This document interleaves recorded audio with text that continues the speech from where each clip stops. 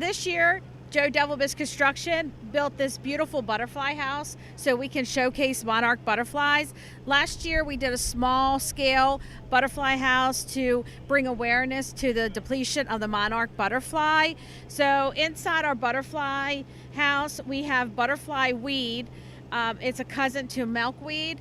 Milkweed or butterfly weed is the only plant that a monarch butterfly will lay her eggs. This time of year, it's usually the fourth or fifth generation leaving their eggs, hatching their eggs on, the eggs will hatch.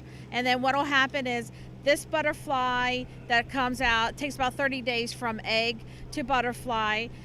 They will go down south, they will migrate down south.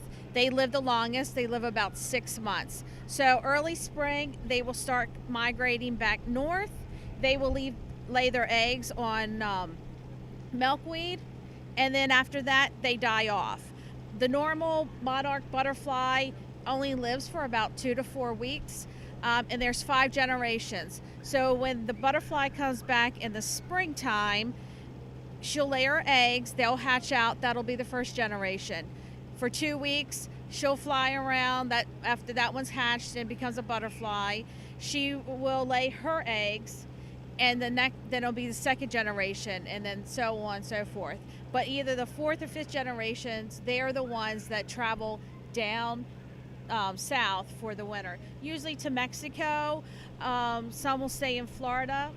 Through monarchwatch.org, you can buy tags. So on Saturday, we're going to be tagging our monarchs, and then they'll be input into a system, and it keeps track to see the distance on the migration for the monarch butterfly.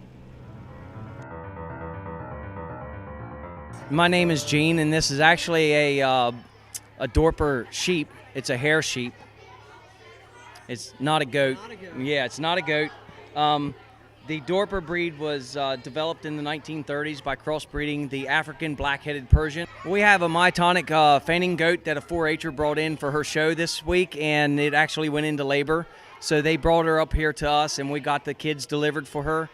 We've delivered a set of twin lambs here this week as well, and we've had 4 calves born now out of the cows. We also have a horse and foal, which the foal was about 4 months old.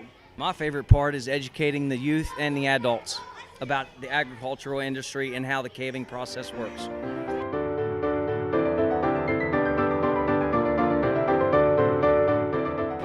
I've been with the dairy bar since I was a little kid. Used to be in 4-H and selling steers, and my parents were the leaders down here at the dairy bar. So this was like kind of my hangout, cool area, and come down and get some ice cream when I was young, and always has helped the dairy bar. And then my brother and I decided to take things over and get the younger crowd in here, and been doing it for about 3 years by myself solo now. So Frederick County Farm Bureau is a organization that is it helps the farmers and the ag industry with things that are going on in the political world and things of that nature.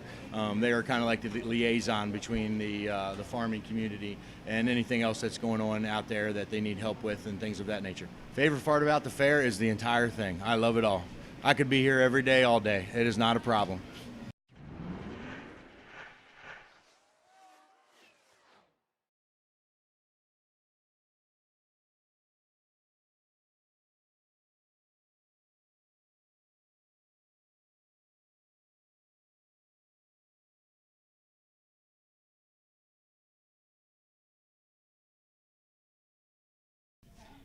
I think being the king of 4-H definitely has a big responsibility. I mean, I walk around every day, I look at the animals, I make sure I show my face so that all agriculture knows that I'm around every time. I also do my own projects, so it's always big to have responsibility for that also, and for my 4-H royalty, so I think it's pretty big. I feel honored to advocate for such a program that has had such an impact in my life and has helped me truly grow. And I hope that I can promote it to encourage young children to join the program so that they can experience it as well. I actually have a few projects. I have meat goats, meat rabbits, and a couple projects actually in here. The 4-H building, I have a couple woodworking, canning, just some like paperclip, just some fun little activities to do at home just to enter into the fair. My family shows meat and breeding goats, as well as market lambs, market hogs, horses, as well as we have some entries in photography in the building here. Our farm took a total of 40 animals to the fair, distributed amongst 5 exhibitors that board or siblings from my farm. So we've been running around pretty crazy, have shows almost every night, sometimes doubling up on species. But it's been fun. I love showing all of my animals. I love teaching all the public, showing all the children. We have a couple baby goats. We were supposed to show one of our goats in the goat show, and then she went into labor. So we moved her into the birthing center and had 2 twins. They're both girls, and I love showing all the children that, so that's super fun. It's really fun coming to the fair. You get to meet different people every year. You get to teach kids about 4-H and how agriculture means to you and what it should mean to them, and to follow on with the career of agriculture. My favorite part of the fair is meeting all of the public and seeing all the children. They're my favorite. I love pulling my animals out of the pen and teaching them about them. It really surprises me how little some of the children know about agriculture.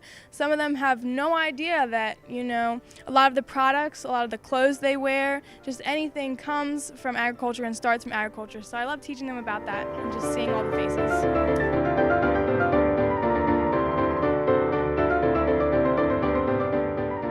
Well, I have 3 horses here right now. A 2-year-old, that's a Maryland Stakes, Sire Stakes horse, be racing Sunday at Rosecroft. She should be doing pretty good for us. We've had her about 4.5 weeks. The other horse we have in the barn is Ain't Got a Home, the 10-year-old. She's had 3 wins in her last 9 starts and a couple of seconds and thirds. She's a old campaigner. I've had her in our stall barn here for 7 years. She belongs to Kenny Tisa out of New Jersey, and we train for him. My favorite part about being a horse owner is being able to take a horse and get the best capabilities out of the horse. I'm satisfied if the horse does better than he did last time. We're always looking to get the horses in good condition. In race horses, you look at them as athletes, and you do have some injuries along the way, and my partner and I, my partner is Craig Parker, we rehabilitate several horses, a lot of horses, and always try to strive to get the horses in the best condition that they can. I look at the horses and I think that this is a industry that a lot of people don't realize that in the 50s, 60s, and our early 70s was the top sport in the United States. He actually had more attendance in the 60s and 70s, the 60s, 50s and 60s, than all the baseball, basketball, and football games combined. It was called the King of Sports. Harness racing, this is what we have here, is the pacers and trotters. They have to stay on gate. They're the ones that pull the race bikes. And if you're lucky enough, you'll be able to see some races starting at noon today, noon Thursday, Friday, and Saturday here. Otherwise, there's several tracks in the area that these horses race at.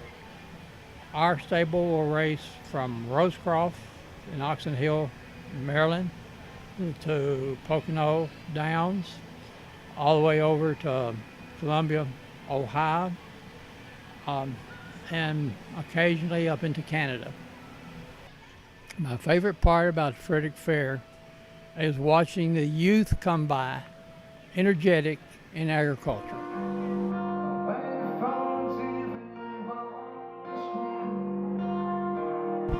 I'm president of the auxiliary, have been for about 9 years now.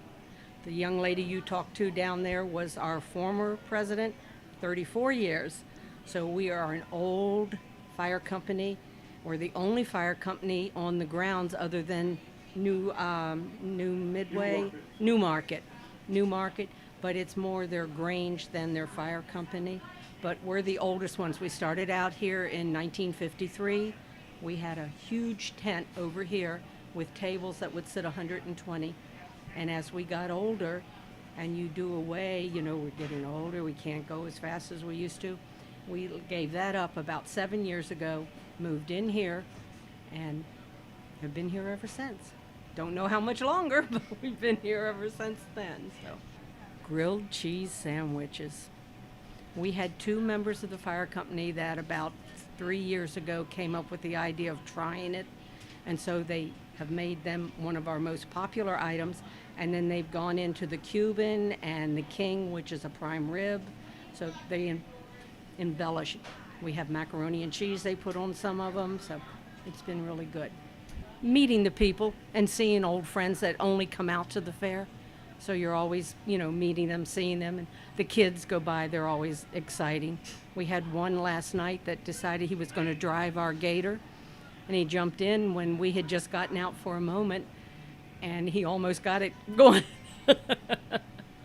But the kids like to see all this kind of stuff. They like to come out all week long. We've had a different piece of equipment over here that, well, today it's the Army. Yesterday it was a fire truck. Then we had an ambulance in here. And the kids like to climb on that.